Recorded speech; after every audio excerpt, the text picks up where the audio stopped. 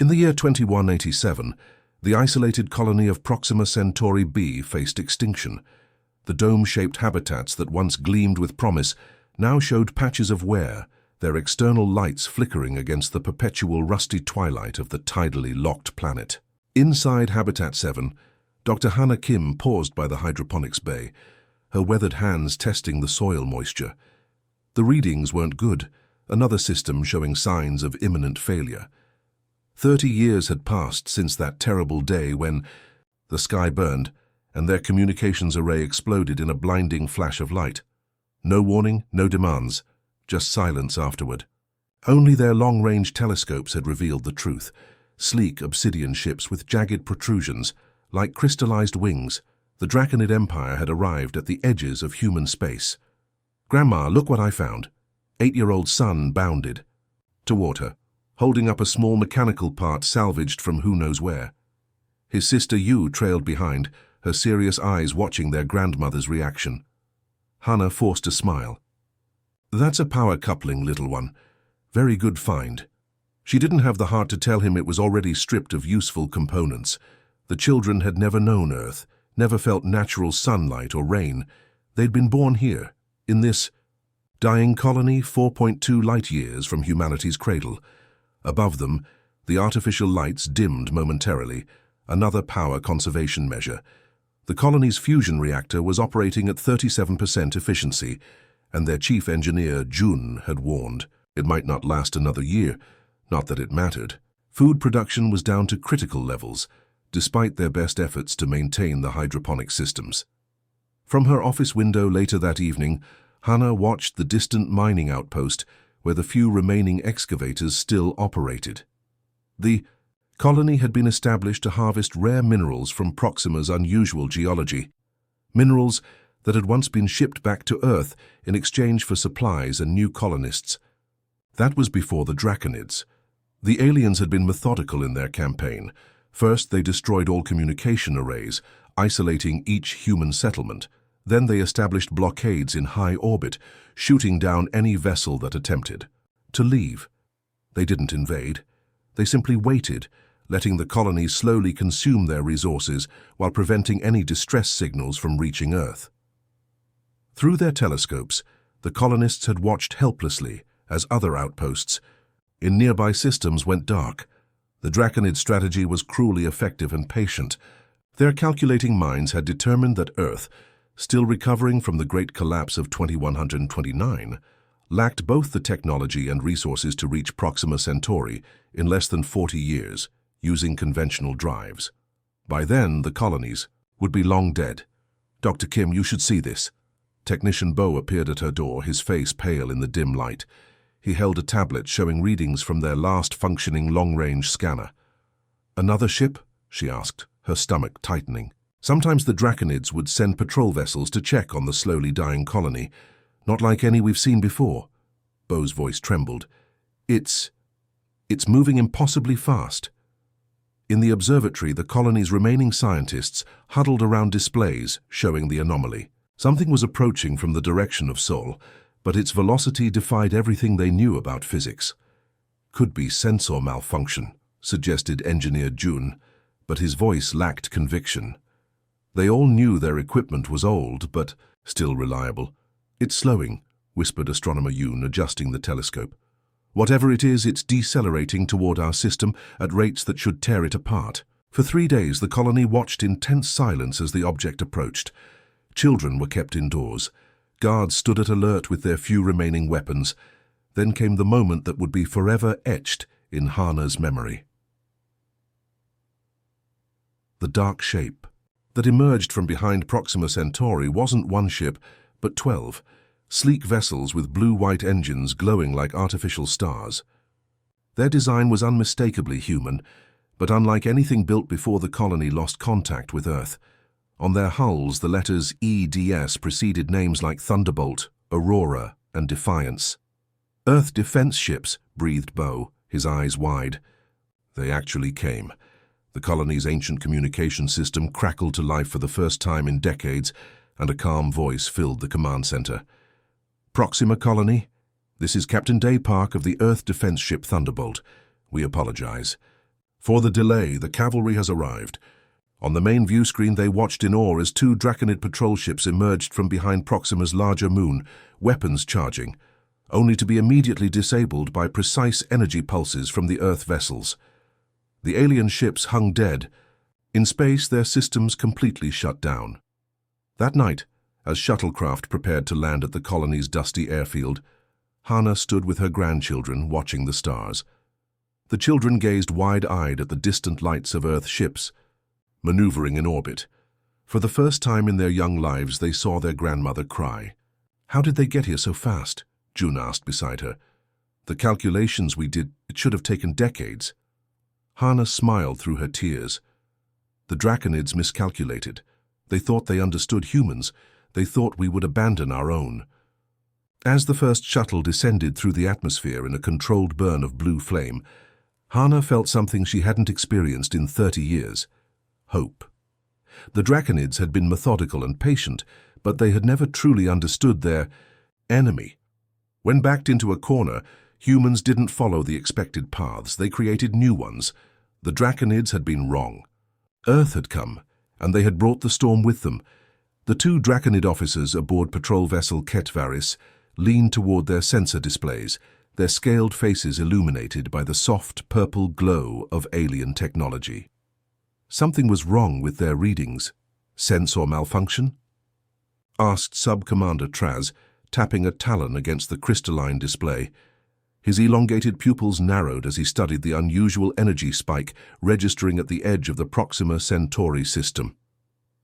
"Running diagnostics," replied Science Officer Grell, her neck frills extending slightly in concentration. All systems functioning within parameters. The Draconids prided themselves on technological superiority. Their empire had expanded across 17 star systems over the past 3 centuries, methodically absorbing resources and eliminating threats. The primitive human colonies had been particularly easy targets, isolated, dependent on supply lines, and protected by a homeworld too distant to help. "Energy signature increasing," Grell reported, her voice taking on an urgent tone that was unusual for their normally stoic species. "Pattern unknown, not matching any recorded phenomena in our database." Traz moved to the command chair, pressing a communication node. "Alert Command Station Obelisk. We are detecting—" He never finished the transmission. The space before their ship suddenly warped, reality itself seeming to fold like crumpled paper. A blinding flash of blue-white light flooded the bridge, forcing the Draconids to shield their sensitive eyes. When they looked again, the impossible had happened. Where empty space had existed moments before, 12 vessels now hung against the backdrop of stars. Ships that had no business being there, ships that couldn't possibly be there. Human ships. "Captain." Daypark felt the subtle shudder pass through the EDS Thunderbolt as the quantum displacement drive powered down. His knuckles whitened momentarily on the armrests of his command chair. No matter how many times they made the jump, he never quite got used to the sensation of having his atoms scattered across dimensions and reassembled. "Displacement complete." "Captain," announced Navigator Wu from her station.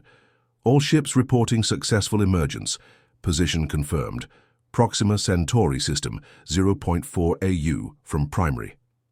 Day took a deep breath, centering himself. The bridge of the Thunderbolt hummed with activity as systems came back online. The quantum jump had worked perfectly, again defying what scientists had claimed was impossible just 5 years ago. "Tactical display," he ordered, and the main view screen shifted to show their fleet position. The 12 Earth vessels had emerged, in perfect formation, the heavy cruisers Thunderbolt, Aurora, and Defiance at the center, surrounded by their escort frigates and support ships. "Captain, we've got company," called out Sensor Chief Hyun. "Draconid patrol ship bearing 047, range 12,000 kilometers. They're just sitting there." A tight smile crossed Day's face. "I imagine they're quite surprised to see us." The bridge crew shared knowing looks. The element of surprise had been crucial to their mission planning. After decades of silence from the outer colonies, Earth had finally developed the technology to fight back, the quantum displacement drive, capable of folding space-time and allowing ships to cross vast distances almost instantaneously. They're powering weapons, reported Tactical Officer Gill, her fingers dancing across her console. Charging main cannons. Shield status? Day asked calmly. Full strength, Captain. Let them fire first. Day stood, straightening his midnight blue uniform with the silver Earth Defense Fleet insignia.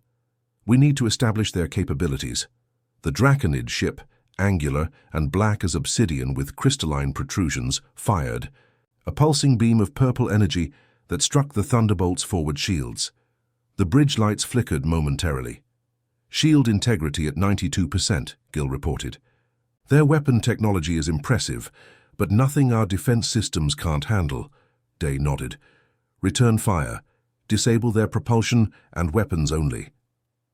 The Thunderbolt's main cannons released twin beams of concentrated blue energy, striking Yi, the Draconid vessel with surgical precision. The alien ship listed to one side, emergency lights blinking along its hull. Target neutralized, Gill announced. Their weapons and engines are offline. Life support remains functional. Day turned. To Communications Officer Bayek. Open a channel to the fleet, Priority Alpha. The young officer nodded, her fingers moving across the holographic interface. Channel open, sir. Day took a moment to look at the starfield on the view screen. Somewhere on that reddish planet nearby, human colonists had been trapped for decades, slowly dying while the Draconids waited patiently for their extinction. The thought hardened his resolve. All ships, this is Captain Park. Operation Lightning Strike is now in effect. Aurora and Seeker groups proceed to Proxima Colony and establish defensive perimeter. Defiance, take your group and secure the outer system. Thunderbolt will handle this patrol vessel and any reinforcements. Remember your briefings? We're here to rescue our people and gather intelligence, not start an interstellar war. Park out, as... The fleet split into their assigned groups. Day returned to his chair. The bridge crew worked with focused intensity, the culmination of years of training finally being put to use. "Sir," called out Hyun from the sensor station, "I'm detecting another Draconid vessel emerging from behind the planet's moon, cruiser class, heavily armed." "They're hailing us," added Beck. Day straightened his shoulders. "On screen." The view screen flickered, revealing the face of a Draconid commander. The alien's reptilian features were set in what humans had learned to interpret as shocked disbelief. Its neck frills were fully extended, a sign of alarm among their species. "This is Commander Shez Varric of the Imperial vessel Dominion." The translator rendered the hissing language into human speech. "You have violated sovereign Draconid space. Identify yourselves and prepare to surrender." Day stepped forward, his voice calm but carrying an unmistakable edge of steel. "This is Captain Day Park of the Earth Defense Ship Thunderbolt. You are..." "Mistaken, Commander. This is human space. You have been attacking our colonies for decades, believing we could not respond. That calculation was in error." The Draconid's inner eyelids blinked rapidly. "Impossible. Your presence violates known physics. Your homeworld is no longer bound by the limitations you assumed," Day interrupted. "We are here to evacuate our colonists and gather information about your unprovoked aggression against peaceful human settlements." Behind him, Tactical Officer Gill whispered, "They're charging weapons, Captain." Day didn't flinch. "I suggest you stand down, Commander. Our fleet has already secured the system. Your patrol vessel has been disabled with minimal effort. We have no desire for war, but we will defend our people." As if to emphasize his point, the EDS Aurora suddenly emerged from quantum displacement, directly behind the Draconid cruiser, its weapons arrays glowing with barely contained energy. The Draconid commander's frills flattened against his neck. Sign of submission or extreme concern? This changes things. We must consult with the Imperial hierarchy. Dai nodded slightly. "By all means. We'll be here when you return. But know this, wherever humans exist in this galaxy, Earth can now reach them. Remember that in your report to your superiors." As the communication ended, Navigator Wu turned in her chair. "Do you think they'll back down, Captain?" Day gazed at the Draconid ships now surrounded by Earth vessels that, according to everything, the aliens understood, shouldn't possibly be there. The Draconids built their strategy on the belief that we were constrained by distance and conventional physics, he said quietly. They never considered that humans, when pushed far enough, would simply change the rules of the game. He looked around at his crew, Earth's finest, representing a planet that had pulled itself from the brink of environmental collapse to reach for the stars once more. They failed to account for human determination when our own were threatened. Day finished. That was their first mistake. Let's make sure it's their last. The celebration in Proxima Colony's central dome echoed with sounds that hadn't been heard in decades. Laughter, music, and the popping of preservation seal bottles, saved for a day no one truly believed would come. Children who had never seen anyone but their fellow colonists stared wide-eyed at the Earth soldiers in their sleek blue uniforms. The adults embraced their rescuers with tears streaming down weather-worn faces. At the edge of the gathering, Dr. Hana Kim watched with quiet joy as her grandchildren Sun and Yu shyly accepted sweet ration bars from a smiling Earth defense fleet. Medic, the colonists' emaciated frames and vitamin deficiencies told the story of their ordeal more clearly than words ever could. "You held on longer than anyone could have expected," said Captain Day Park, materializing beside her with 2 cups of synthesized coffee. "Your people are remarkably resilient." Hana accepted the cup gratefully. "We had no choice but to adapt. The children have never known anything else." Her gaze drifted to the temporary communication array the Earth forces had established in the Colony Square. "What happens now? Will we be evacuated?" Park's expression darkened slightly. "That's your choice. But there's something you should know. Proxima isn't the only colony that's been suffering." Aboard the EDS Thunderbolt in high orbit, Lieutenant Su Li hunched over her intelligence station, her eyes burning from hours of sifting through intercepted Draconid communications. The alien encryption had been formidable, but Earth's quantum computers had eventually broken through. "This can't be right," she muttered, rubbing her temples. "Run the translation algorithm again." The holographic display before her shifted, alien symbols transforming into human language. The results remained unchanged. She pressed her communication implant. "Captain Park, you need to see this immediately." When Park arrived at the intelligence bay 20 minutes later, his uniform still showed signs of dirt from the colony surface. The celebration below continued, but up here in the sterile confines of the Thunderbolt, a much darker reality was taking shape. "What have you found?" he asked, noting the grim expressions of the intelligence team. Sue pulled up a galactic map, highlighting 3 star systems within 20 light-years of Earth. The Draconids weren't just targeting Proxima Centauri.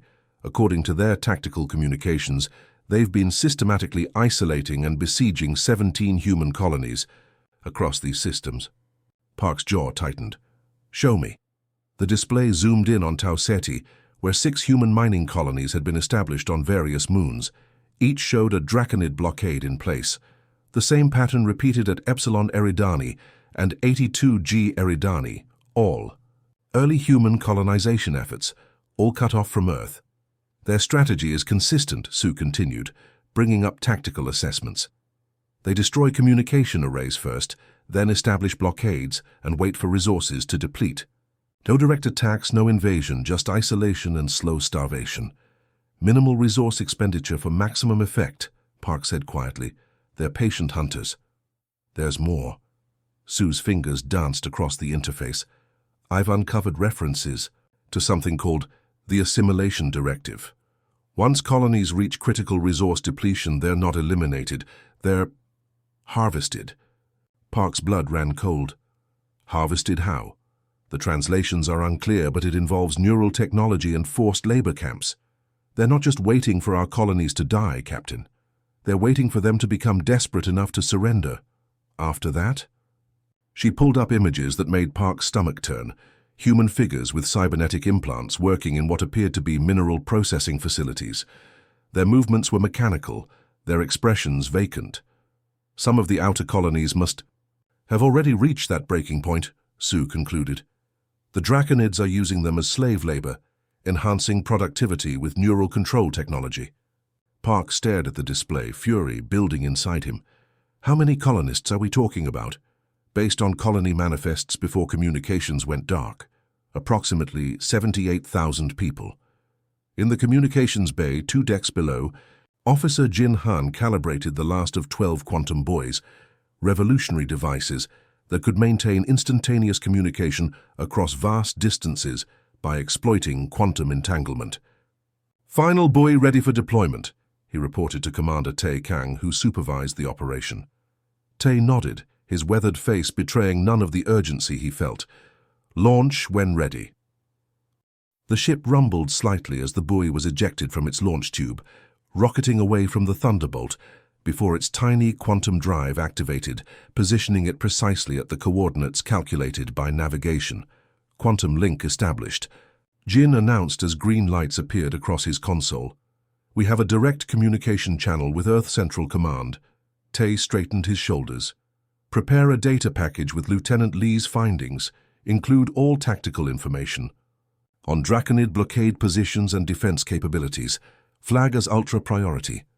As Jin worked, Tae moved to the viewport, watching the distant blue flash as another buoy positioned itself.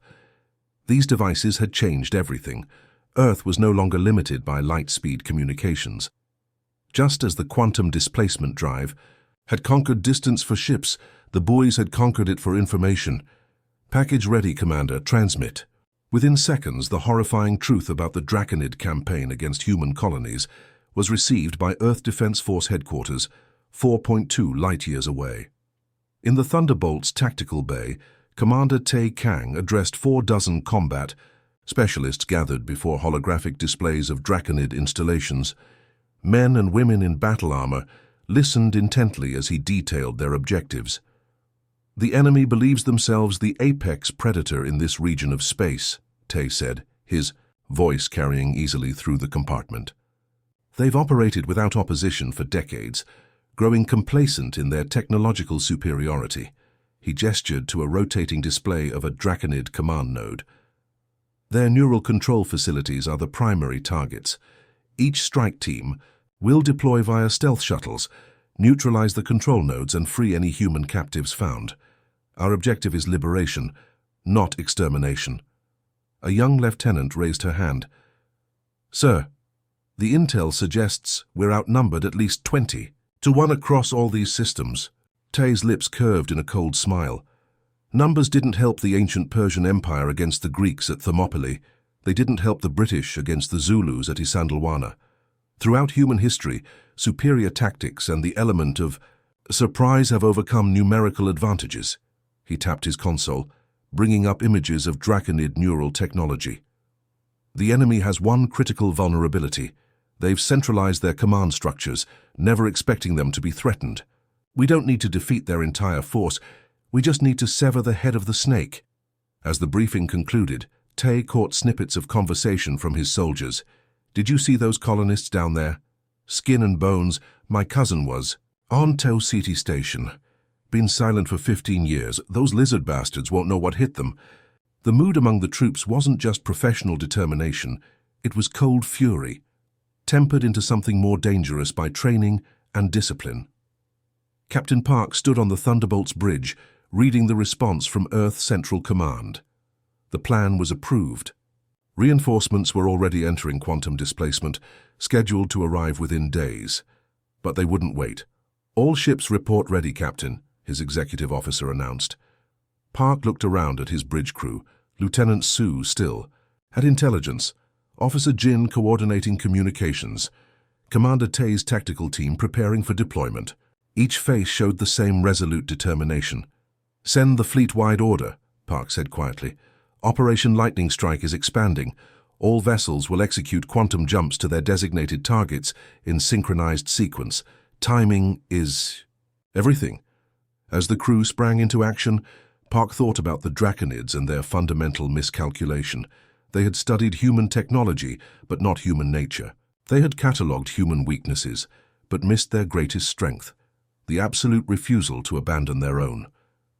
The Draconids had spent decades carefully setting their trap, not realizing they were about to capture something far more dangerous than they had anticipated.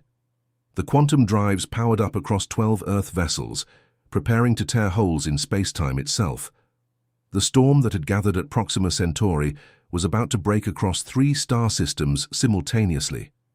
And nothing in the Draconid Empire would ever be the same. Supreme Commander Vexthal of the Draconid Imperial Guard slumbered in his private chamber aboard the command station Dominion Prime.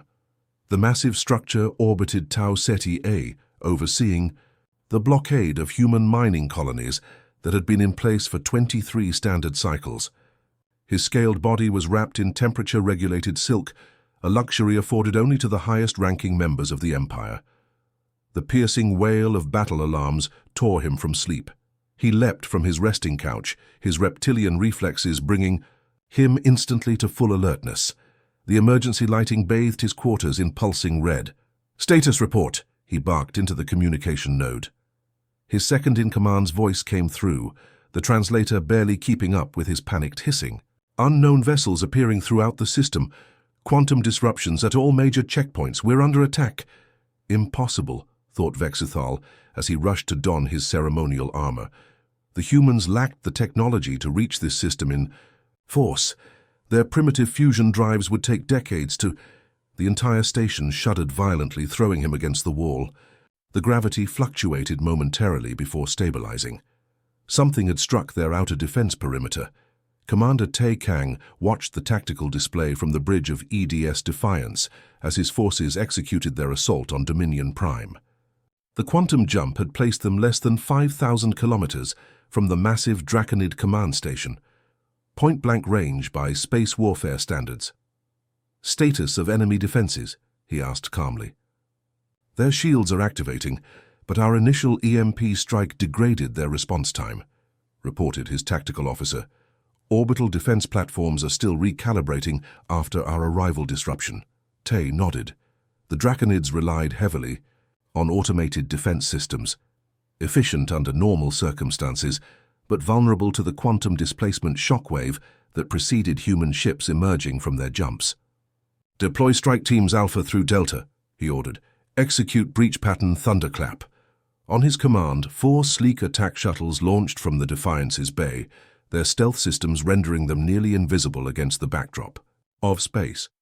Each carried 12 elite soldiers, veterans of Earth's unification wars who had volunteered for this mission specifically. "Strike teams away," confirmed the launch officer. "Approaching target insertion points." Tay opened a channel. "To all teams, remember your objectives. Neutralize their neural control centers and free our people. The Draconids have never faced a direct assault. Use that psychological advantage." Aboard Strike Team Alpha's shuttle, Lieutenant June checked his powered assault armor one final time. The midnight blue exoskeleton amplified his strength and speed while providing protection against most energy weapons.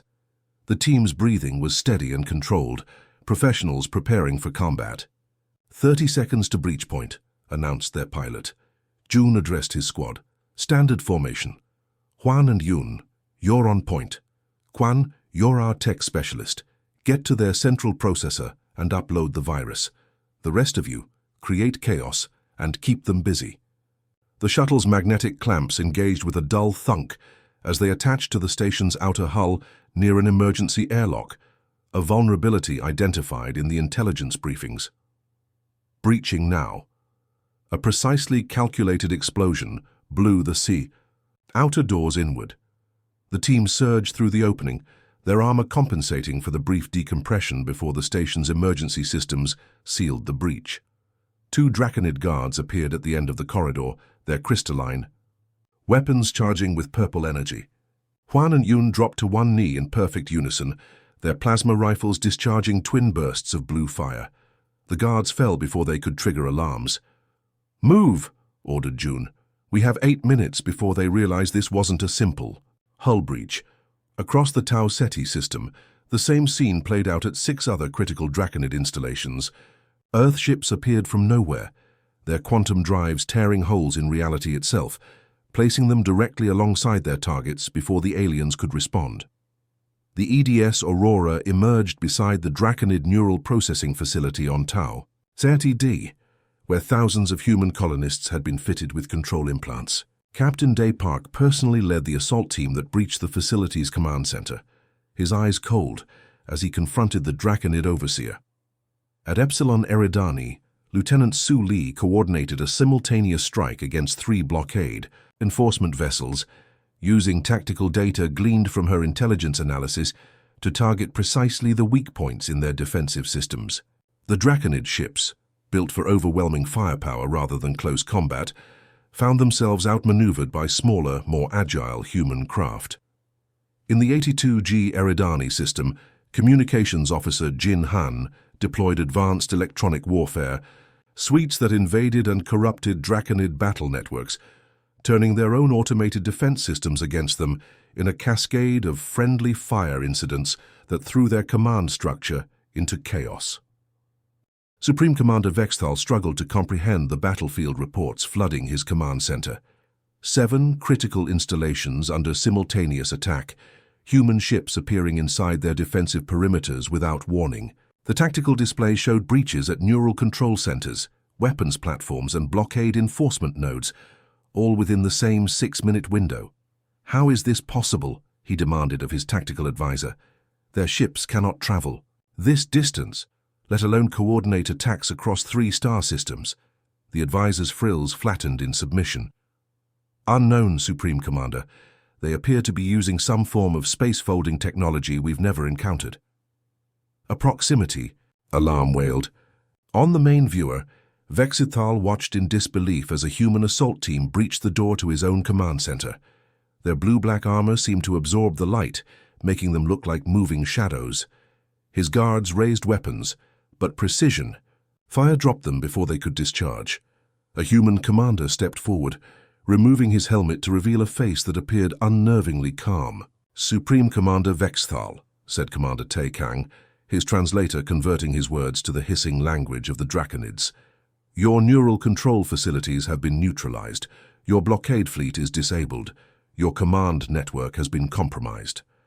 Vexthal felt something alien creep through his cold blood, a sensation his species rarely experienced. It took him a moment to identify it. Fear. "Who are you?" he managed to ask. "How did you accomplish this?" The human's expression didn't change. "We are the storm you didn't see coming. For 30 years you hunted our colonies, thinking distance protected you from consequences. You calculated everything except the most important variable, that humans would do the impossible to save their own." In the neural processing facility on Tau Ceti D, Captain Park oversaw the liberation of 3,000 human colonists. Medical teams worked feverishly to remove the control implants safely, while engineers downloaded and destroyed all research data on neural subjugation technology. A young woman approached him after her implant was removed, her movements still jerky as her nervous system adjusted to freedom. Despite the obvious pain, her eyes burned with clarity. "They said Earth would never come," she whispered, her voice raspy from disuse. "They told us we were forgotten." Park gently squeezed her shoulder. "Earth never forgot. We just needed time to change the rules." Across 3 star systems, 78,000 human colonists learned that their homeworld had not abandoned them. Draconid commanders who had built careers on the assumption of human limitations found themselves prisoners of war. Their carefully constructed campaign collapsed into ruins in less than a day. The lightning had struck with devastating precision, targeting command nodes rather than engaging in direct confrontation. It was warfare unlike anything the Draconids had experienced in their long imperial history, not seeking territorial conquest or resource acquisition, but focused solely on liberating captive populations with surgical strikes. As Commander Tai transmitted the success codes that would trigger the arrival of the second wave of Earthships, he reflected on the fundamental misunderstanding that had led to the Draconids' downfall. They had based their strategy on technological superiority, never grasping that humanity's greatest weapon wasn't their ships or weapons. It was the simple, unbreakable principle that humans would cross galaxies, break physical laws, and rewrite reality itself before they would abandon their own kind to suffering. The orbital station Genesis hung in space between Earth and Luna, its crystalline structure reflecting both the blue glow of humanity's homeworld and the neutrally agreed Draconid aesthetic. 6 months had passed since Operation Lightning Strike had shattered the Draconid blockades and freed the human colonies. Now representatives from both species gathered in the central chamber, a perfect sphere with transparent walls, revealing the vastness of space around them. Captain Day Park adjusted his formal uniform, the new diplomatic insignia gleaming on his shoulder. He stood beside Admiral Una, Earth's chosen representative for the historic treaty signing. Across the chamber, Supreme Hierarch Zex Voran of the Draconid Empire waited with his delegation, their scaled skin shimmering under the artificial lights. "They still look uncomfortable," Una whispered. "I don't think they've fully recovered from the shock." Day nodded slightly. The Draconids had ruled their sector of space for millennia, their technological superiority unchallenged until humanity's quantum breakthrough. Their empire had never suffered such a decisive defeat. 7 critical installations neutralized in a single coordinated strike, nearly 80,000 human prisoners freed, and their neural subjugation technology destroyed beyond recovery. "Psychological wounds heal slower than physical ones," Day replied, "especially for a species that considered themselves apex predators." The diplomatic teams finished their final preparations, and the chamber's central platform elevated slightly, signaling the beginning of the ceremony. Admiral Una stepped forward, her movements precise and confident. Supreme Hierarch Zex Voran did the same, his neck frills extending slightly, in what humans had learned was a sign of formal respect. On Proxima Centauri B, Dr. Hannah Kim watched the proceedings through the colony's newly rebuilt communications. Hooray! The massive viewscreen dominated the central dome, where hundreds of colonists had gathered to witness the historic moment. Her grandchildren, Sun and Yu, sat beside her, their faces healthier now, the months of proper nutrition having erased the gaunt look of near starvation. The colony itself had been transformed. Earthships arrived regularly now, bringing supplies, new colonists, and the latest technology. The quantum displacement network had rendered the old barriers of distance meaningless. What had once been a remote outpost, vulnerably isolated from Earth, was now just a few moments away by quantum jump. "Is that Captain Park?" asked Sun, pointing to the screen. The boy had developed something of a hero worship for the captain who had led the rescue fleet. Hannah nodded. "It is. He's representing the Earth Defense Fleet at the treaty signing." On the screen, Admiral Una spoke, her voice clear through the quantum communication link. "Today marks not the end of conflict, but the beginning of understanding. Earth extends an open hand to the Draconid Empire, seeking not dominance but coexistence," the Supreme Hierarch responded, his translated words carrying a formality that seemed stiff even for the naturally rigid Draconids. "The Empire acknowledges the sovereignty of human colonies and the right of Earth vessels to travel unimpeded through formerly contested space. We seek to repair the damage caused by our miscalculation." Hannah couldn't help but smile at the diplomatic understatement. Miscalculation hardly captured the magnitude of the Draconids' error in judgment. Commander Tay Kang stood at attention behind the Earth delegation, his eyes constantly scanning the chamber for potential threats. Old habits died hard, even at peace negotiations. Beside him, Lieutenant Su Li noticed his vigilance. "Still expecting trouble?" she asked quietly. "Always," he replied. "But I don't think it will come from them." He nodded toward the Draconid delegation. They're pragmatists at heart. The quantum displacement technology changed the strategic equation entirely. On the central platform, Admiral Una and Supreme Hierarch Zex Voran pressed their palms to the treaty document, a blend of traditional paper and advanced digital technology that recorded not just signatures but biological markers confirming the signatories' identities and mental states at the moment of agreement. "The Treaty of Genesis is now ratified," announced the neutral AI moderator, its holographic form shimmering between the delegations. "Let it be recorded across all worlds of both civilizations." A polite applause filled the chamber, restrained. On both sides, neither humans nor Draconids were quite ready for exuberant celebration. This was peace born of pragmatism, not yet friendship. As the formal ceremony concluded, Captain Day found himself approached by an elderly Draconid wearing the insignia of their scientific directorate. "The quantum displacement drive," the Draconid said without preamble. "We believed such technology was theoretically impossible. Our physicists had proven it could not work." Day gave a small smile.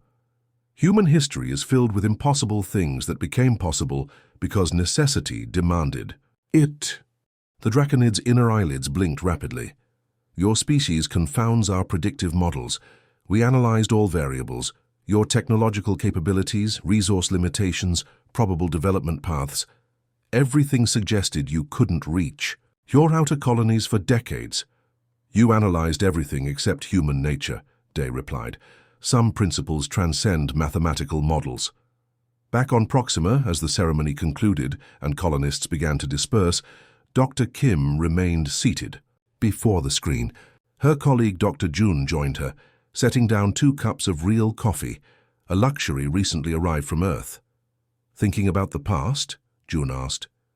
Hannah sipped the coffee, savoring the rich taste that had been absent during their years of isolation. I'm thinking about how differently things might have gone. If Earth hadn't developed the quantum drive, she shook her head. If the Draconids had understood what they were really dealing with. They studied our technology, our resources, our limitations, but they never studied our stories. June raised an eyebrow. Our stories. Throughout human history, the most powerful force has never been our weapons or tools, Hannah explained. It's been our refusal to accept impossibility when someone we love is in danger. Every culture on Earth has tales of ordinary people doing extraordinary things to save others, crossing oceans, climbing mountains, defying death itself. She gestured to the screen, where Earth and Draconid diplomats were now engaged in more casual conversation. They thought they were dealing with a species bound by physical limitations. Instead, they were dealing with a species that has spent its entire existence finding ways around limitations. Outside the dome, the perpetual, rusty twilight of Proxima Centauri b painted the landscape in familiar hues. But now Earthships dotted the spaceport, and construction drones built new habitats to accommodate the influx of colonists and researchers eager to establish themselves on the frontier. The Draconids believed themselves superior because of their technology, Jun reflected, but in the end it wasn't technology that defeated them. Hannah nodded, watching her grandchildren race off to join a group of new children recently arrived from Earth. They would grow up in a different world than the one of scarcity and isolation she had feared would be their fate. It was love, she said simply, the most underestimated force in the universe. The treaty would hold, she believed, not because of the military stalemate or diplomatic language, but because the Draconids had finally learned what humanity had always known, that no distance was too great, no obstacle too formidable, no law of physics too sacred when it came to protecting your own. The storm had passed, but its lesson would echo across the stars for generations to come. The end.